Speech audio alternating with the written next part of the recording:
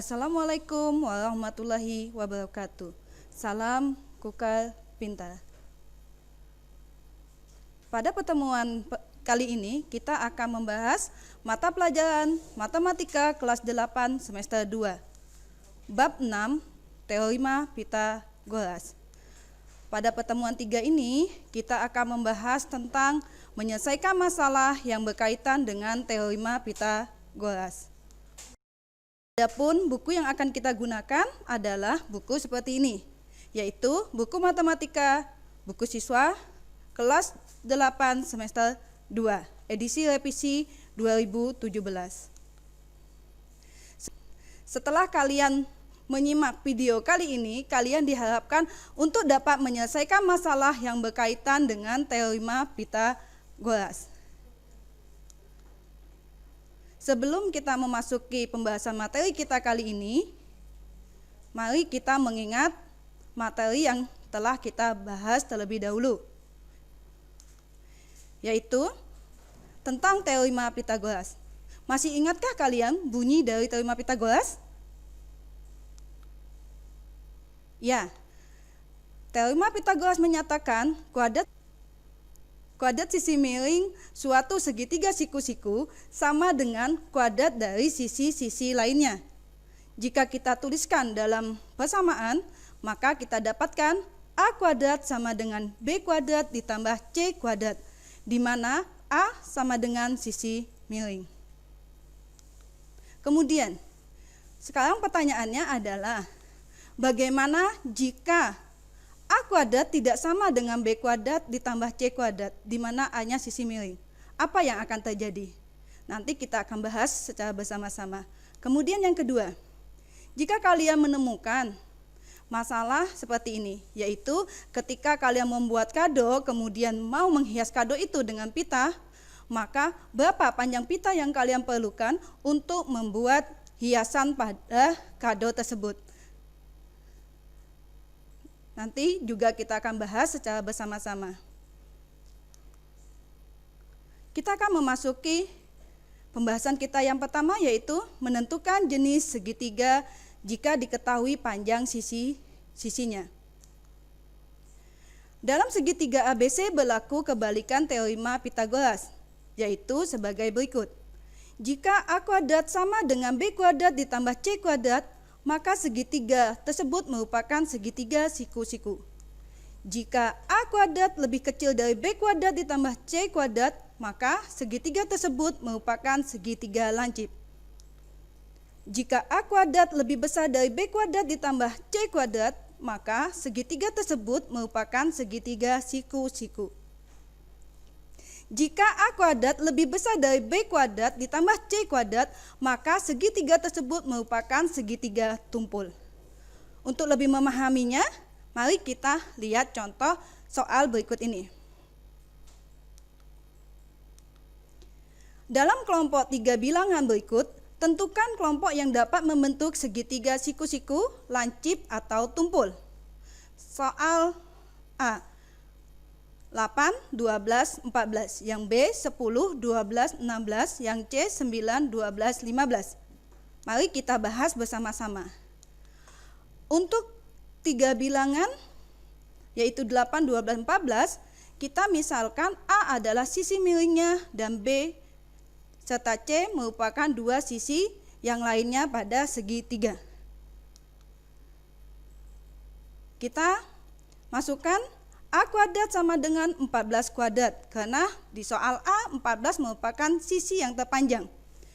A kuadrat sama dengan 14 kuadrat sama dengan 196. Kemudian kita masukkan nilai B kuadrat ditambah C kuadrat sama dengan 8 kuadrat ditambah 12 kuadrat. Kita dapatkan 8 kuadrat 64 dan 12 kuadrat sama dengan 144. 64 ditambah 144 hasilnya adalah 208. Perhatikan angka yang berwarna kuning. A kuadrat menghasilkan 196, sedangkan B kuadrat ditambah C kuadrat menghasilkan 208. Maka dapat kita tarik kesimpulan bahwa A kuadrat lebih kecil dari B kuadrat ditambah C kuadrat. Sehingga kelompok tiga bilangan ini akan membentuk segitiga lancip. Kemudian untuk soal yang B. Soal B 10, 12, dan 16. Maka A adalah sisi terpanjang, maka kita hitung A kuadrat sama dengan 16 kuadrat sama dengan 256. Kemudian kita masukkan nilai B dan C. B kuadrat ditambah C kuadrat sama dengan 10 kuadrat ditambah 12 kuadrat. 10 kuadrat 100, 12 kuadrat sama dengan 144. Maka 100 ditambah 144 kita dapatkan 244. Perhatikan lagi nilai yang berwarna kuning. A kuadrat sama dengan 256, sedangkan B kuadrat ditambah C kuadrat menghasilkan 244. Maka dapat kita simpulkan bahwa A kuadrat lebih besar dari B kuadrat ditambah C kuadrat. Tiga bilangan ini akan menghasilkan segitiga tumpul karena A kuadrat lebih besar dari B kuadrat ditambah C kuadrat. Kemudian soal yang ketiga atau yang C, A kuadrat sama dengan 15 kuadrat. Karena 15 sisi terpanjangnya, maka kita masukkan nilai A-nya adalah 15. 15 kuadrat sama dengan 225. Masukkan nilai B dan C-nya, B kuadrat ditambah C kuadrat sama dengan 9 kuadrat ditambah 12 kuadrat. 9 kuadrat 81, 12 kuadrat 144, sehingga 81 ditambah 144 kita hasilkan adalah 225. Perhatikan lagi angka yang berwarna kuning. A kuadratnya sama dengan 225 dan B kuadrat ditambah C kuadrat adalah 225. Maka di sini nilai A kuadrat sama dengan B kuadrat ditambah C kuadrat. Maka pada soal yang C kita akan menghasilkan segitiga siku-siku. Bagaimana? Apakah kalian bisa memahami cara menentukan tiga segitiga, yaitu segitiga siku-siku, lancip, dan tumpul dari tiga bilangan yang membentuknya? Kalau sudah kalian paham, kita lanjutkan ke pembahasan yang kedua, yaitu menerapkan teorema Pythagoras.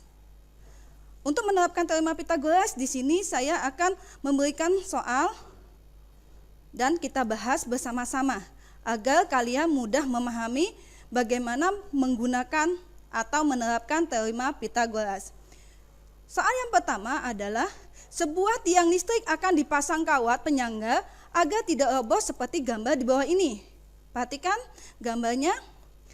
Jika jarak kaki tiang dengan kaki kawat penyangga adalah 6 meter dan tinggi tiang listrik yang diikat kawat penyangga adalah 8 meter, hitunglah panjang total kawat yang diperlukan dan hitunglah biaya yang diperlukan jika harga kawat Rp120.000 per meter. Mari kita bahas bersama-sama. Cara menyelesaikannya, dari soal atau dari gambar kita terlebih dahulu menggambarkan sehingga membentuk segitiga siku-siku seperti gambar berikut ini.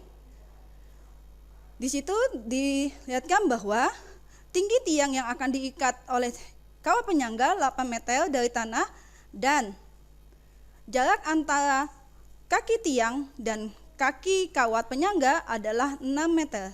Sekarang yang ditanya, berapa panjang kawat penyangga? Di sini karena terbentuk segitiga siku-siku maka akan berlaku teorema Pythagoras. Kawat penyangga merupakan sisi miringnya. Kita misalkan X. Maka kita dapatkan X kuadrat sama dengan 8 kuadrat ditambah 6 kuadrat. 8 kuadrat sama dengan 64, 6 kuadrat sama dengan 36. Maka 64 ditambah 36 sama dengan 100. Ingat, di sini yang kita cari adalah nilai X, bukan X kuadrat. Sehingga jika kita tuliskan X, maka nilai yang berada di sisi kanan itu menjadi akar kuadrat. Maka X sama dengan akar kuadrat dari 100 adalah sama dengan 10. Jadi panjang kawat penyangga adalah 10 meter. Kemudian Pertanyaan yang kedua, berapa biaya yang diperlukan jika harga kawat Rp120.000 per meter? Biaya yang diperlukan adalah panjang kawat kita kalikan dengan harga kawat per meternya. Kita dapatkan 10 kali Rp120.000. Hasilnya adalah Rp1.200.000. Contoh yang kedua, dalam penerapan teorema Pythagoras, yaitu berapa panjang pita minimal yang diperlukan untuk menghias kado berbentuk balok seperti di bawah ini, di mana kado tersebut mempunyai ukuran panjang 24 cm, lebarnya 10 cm, dan tingginya 5 cm. Pita adalah gambar yang berwarna merah yang ditunjukkan oleh tanda panah berwarna kuning. Kita bahas bersama-sama. Yang pertama, untuk memudahkan kita menghitung berapa panjang pita yang akan kita gunakan, maka kita menggambar terlebih dahulu bidang bagian atas dari kado tersebut yang dihias dengan pita. Kita andaikan bidang tersebut adalah bidang A, B, C, D, seperti gambar yang ada. Ini kita sebut sebagai gambar 1. Kemudian dari gambar 1 kita gambar lagi menjadi gambar 2 sehingga membentuk segitiga siku-siku, sehingga kita bisa menghitung berapa panjang pita yang diperlukan. Gambar 1, panjang pita merupakan dua diagonal bidang persegi panjang ABCD yang panjangnya sama, yaitu panjang AC sama dengan panjang BD.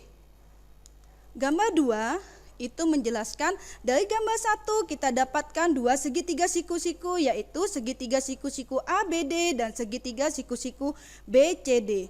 Lalu kita gambar salah satunya, misalnya segitiga siku-siku ABD seperti gambar 2 tadi. Pada gambar 2 akan berlaku teorema Pythagoras. Jika kita masukkan dalam persamaan, maka kita dapatkan BD kuadrat sama dengan AB kuadrat ditambah AD kuadrat. AB nilainya 10, maka kita dapatkan 10 kuadrat, dan AD nilainya adalah 24, maka kita dapatkan 24 kuadrat. 10 kuadrat sama dengan 100, 24 kuadrat sama dengan 576. Maka kita dapatkan BD kuadrat sama dengan 676. Karena yang kita cari adalah BD, maka kuadratnya kita hilangkan, sehingga nilai yang berada di sisi kanan akan menjadi akar kuadrat. Hasilnya adalah BD sama dengan akar kuadrat dari 676. Maka panjang BD sama dengan 26. Tadi di atas sudah dijelaskan bahwa BD panjangnya sama dengan AC. Maka kita dapat tuliskan bahwa panjang AC sama dengan 26. Karena ada dua pita BD dan AC, maka 26 kita kalikan dengan 2, maka kita hasilkan 52. Sehingga kita dapatkan bahwa panjang pita minimal yang kita perlukan untuk menghias kado tersebut adalah 52 cm. Kemudian soal yang ketiga. Sebuah perusahaan pembuat alat-alat rumah tangga ingin membuat kotak makanan berbentuk balok. Di tengah balok itu dibuat sekat pembatas sehingga menjadi dua ruangan seperti pada gambar di bawah ini. Tentukan keliling dan luas pembatas tersebut. Untuk menyelesaikannya, perhatikan langkah-langkah berikut. Yang pertama, daerah pembatas itu disebut juga sebagai bidang BDHF. Untuk mencari keliling dan luas bidang BDHF, kita harus mengetahui panjang keempat sisinya, yaitu BD, FH, BF, dan DH. Dari gambar di atas kita sudah mengetahui bahwa nilai BF sama dengan DH yaitu 5 cm. Kemudian untuk mencari berapa panjang HF, maka kita gambar seperti berikut ini. Kita dapatkan bahwa untuk mencari HF adalah segitiga siku-siku, sehingga berlaku rumus teorema Pythagoras. HF kuadrat sama dengan FG kuadrat ditambah GH kuadrat. FG 15, maka kita dapatkan 15 kuadrat, GH nilainya 20 kuadrat, 20, sehingga kita dapatkan 20 kuadrat. 15 kuadrat sama dengan 225, 20 kuadrat sama dengan 400, sehingga kita hasilkan HF kuadrat sama dengan 625. HF sama dengan akar kuadrat dari 625. HF sama dengan 25. Panjang HF sama dengan panjang BD, berarti panjang BD sama dengan 25. Setelah kita mengetahui panjang keempat sisi tersebut, barulah kita mencari keliling bidang BDHF. Keliling bidang BDHF sama dengan 2 kali 5 ditambah 25. Hasilnya adalah 2 kali 30. 30 didapat dari 5 ditambah 25. Jadi keliling bidang BDHF adalah 60 cm. Kemudian untuk mencari luas bidang BDHF, kita dapatkan dari 25 kali 5, yaitu hasilnya sama dengan 125. Jadi bidang BDHF adalah 125 cm persegi. Sekarang kita masuk ke soal nomor 4. Tentukan panjang AG dari balok di bawah ini. Perhatikan balok yang ada di bawah ini, di mana AB-nya 12 cm, panjangnya 12 cm, lebarnya 5 cm, dan tingginya 10 cm. Untuk mencari panjang AG, pertama-tama yang kita harus lakukan adalah menggambar dalam bentuk 2 dimensi segitiga siku-siku yang terdapat AC. Yaitu, perhatikan dari gambar balok di atas, kita buat garis yang menghubungkan titik A ke titik C. Kemudian kita gambar menjadi gambar 2 dimensinya, seperti ini. Maka kita dapatkan bidang ABCD, di mana panjang AB 12 cm dan panjang BC 5 cm. Kita diminta untuk mencari AC. Di sini kita akan menggunakan teorema Pythagoras. AC kuadrat sama dengan AB kuadrat ditambah BC kuadrat, karena AC merupakan sisi miringnya atau sisi terpanjangnya. Sama dengan 12 kuadrat ditambah 5 kuadrat. 12 kuadrat sama dengan 144, 5 kuadrat sama dengan 25. Maka kita dapatkan nilai AC kuadrat sama dengan 169. Yang kita cari panjang AC, maka AC kuadrat itu kuadratnya kita hilangkan sehingga menjadi AC sama dengan akar kuadrat dari 169.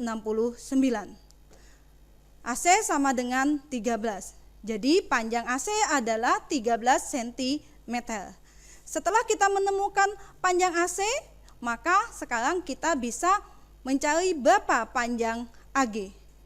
Perhatikan, dari balok di atas tadi kita buatkan garis yang menghubungkan titik A ke titik G, sehingga kita dapatkan garis yang disebut dengan diagonal ruang.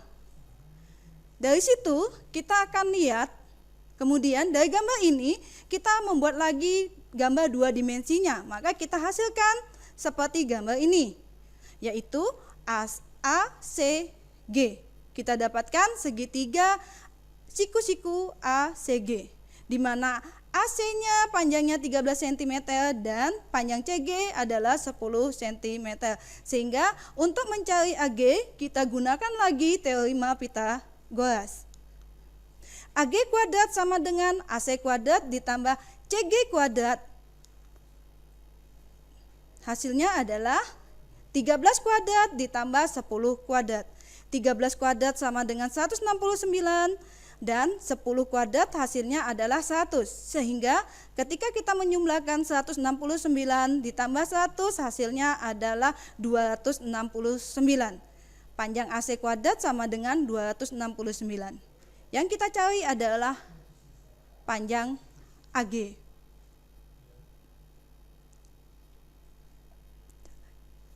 AG kuadrat sama dengan 13 kuadrat ditambah 10 kuadrat. AG kuadrat sama dengan 169 ditambah 100. AG kuadrat sama dengan 269.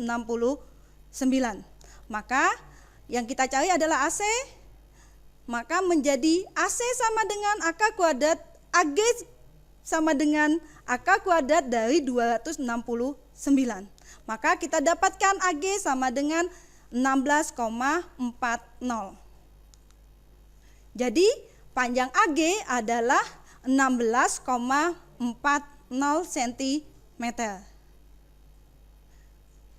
Demikianlah cara menggunakan teorema Pythagoras dalam memecahkan masalah yang ada dalam kehidupan sehari-hari. Bagaimana?